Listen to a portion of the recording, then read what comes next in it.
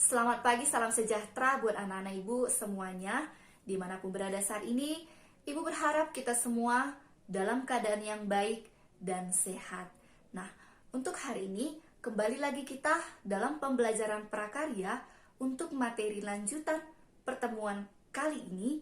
Ya, kita akan masuk kepada bab yang kedua, yaitu mengenai prinsip kelistrikan dan sistem instalasi listrik, ya.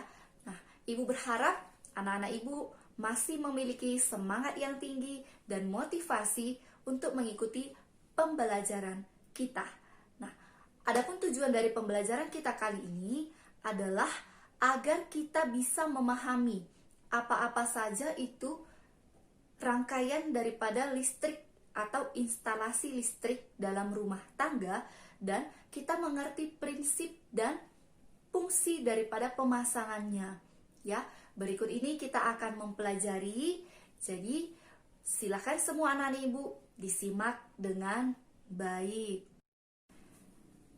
Nah, apa yang dimaksud dengan kelistrikan? Nah, kelistrikan adalah satu sifat benda yang memiliki muatan, ya, yang muncul dari adanya dua jenis muatan yang berbeda, ya, pertemuan dua jenis muatan yang berbeda, yaitu muatan negatif dengan muatan positif. Arus listrik terbagi atas dua jenis. Yang pertama, arus listrik searah atau DC, atau singkatan dari direct currents, ya, adalah arus listrik yang arahnya adalah searah, ya, searah, kemudian ataupun tetap. Nah, kemudian yang kedua, arus listrik bolak-balik atau AC, nah, atau alternating current, nah, adalah arus listrik yang arahnya itu dan besarannya selalu berubah-ubah. Nah, itulah dia dua jenis dari listrik AC dengan DC. Di zaman yang serba praktis saat ini, ya, adalah zamannya elektrik, ya, di mana-mana, baik itu di luar rumah, di dalam rumah, semua sudah menggunakan instalasi listrik ataupun semua membutuhkan listrik. Segala peralatan mulai dari penerangan rumah, kemudian alat hiburan di rumah, televisi, radio, kemudian handphone yang biasa kita bawa juga membutuhkan aliran listrik, ya, ketika baterainya habis. Nah, jadi energi listrik ini sangat dibutuhkan dan kita sudah sangat bergantung kepada listrik saat ini, karena listrik merupakan pendukung daripada segala kegiatan kita dan pekerjaan kita di masa globalisasi saat ini. Nah, perlu kita ketahui sumber daripada listrik yang kita gunakan sehari-hari itu ada beberapa, ya. Yang pertama yaitu PLTA atau pembangkit listrik tenaga air. Kemudian ada PLTU atau pembangkit listrik tenaga uap.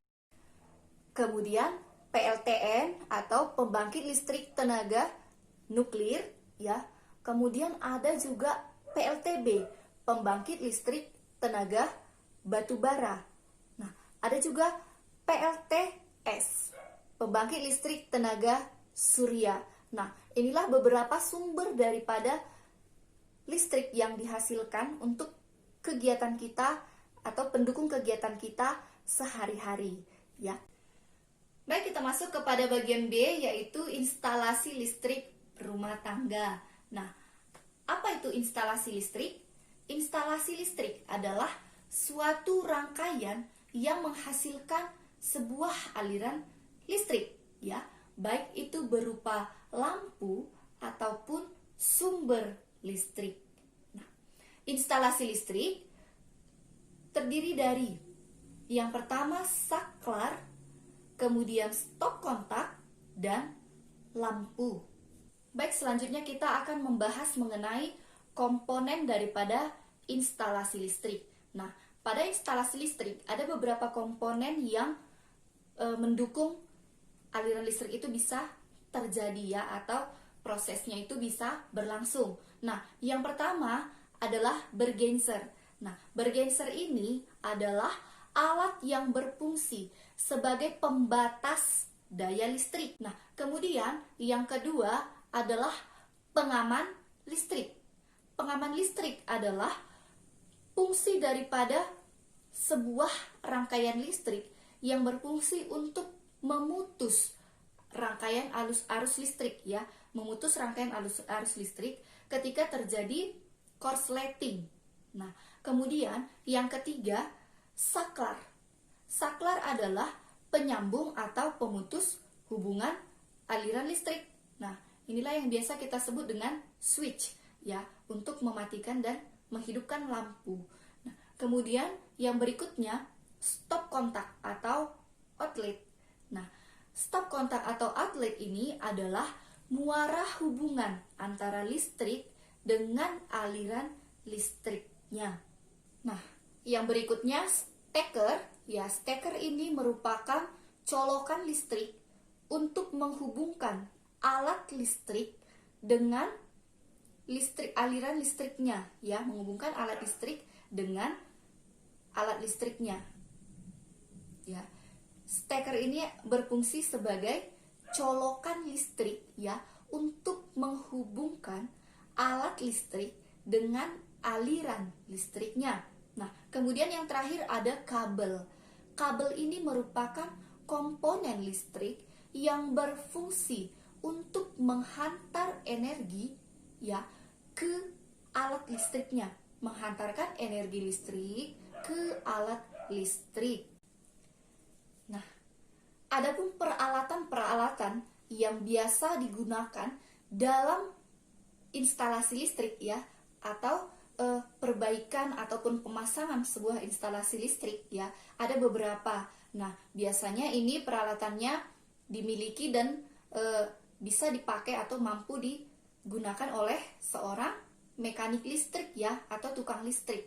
Nah, apa saja ke alat-alatnya itu? Nah, yang pertama ada test pen. Test pen ini adalah satu alat ya yang berfungsi sebagai pengukur daya listrik. Nah, jadi penggunaannya adalah dengan cara menyentuh sebuah sumber listrik. Apakah ada daya listrik terdapat di dalamnya atau tidak? Nah, itulah fungsi test pen. Nah, kemudian yang kedua ada solder. Solder ini berfungsi sebagai alat bantu merakit atau membongkar sebuah rangkaian listrik, ya. Kemudian yang ketiga ada penggaris siku. Penggaris siku berfungsi mengukur suku sambungan arus listrik. Nah, kemudian yang berikutnya adalah alat pahat. Nah, alat pahat di sini berfungsi untuk membuat lubang kayu. Nah, jika nanti misalnya satu rumah ataupun satu tempat ya membutuhkan pemasangan listrik di atas sebuah papan atau broti. Nah, jadi dibutuhkan alat pahat. Kemudian yang berikutnya ada gunting seng.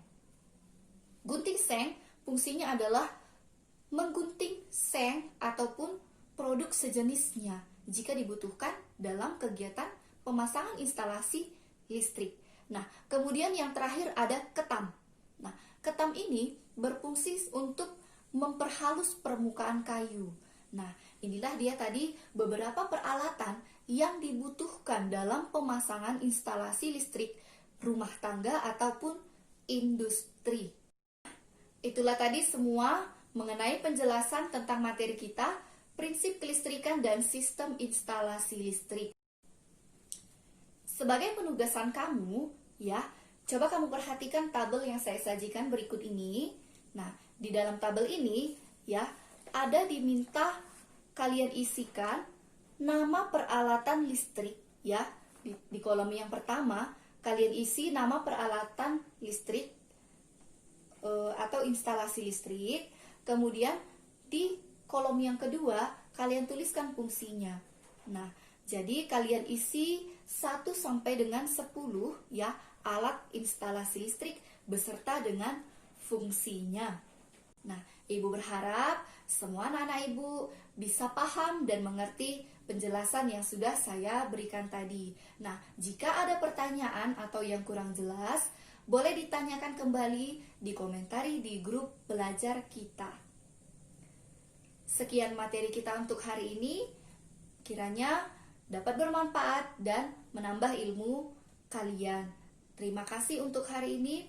Semoga anak-anak Ibu tetap bisa jaga kesehatan, jaga kebersihan, dan semangat dalam belajar. Terima kasih, selamat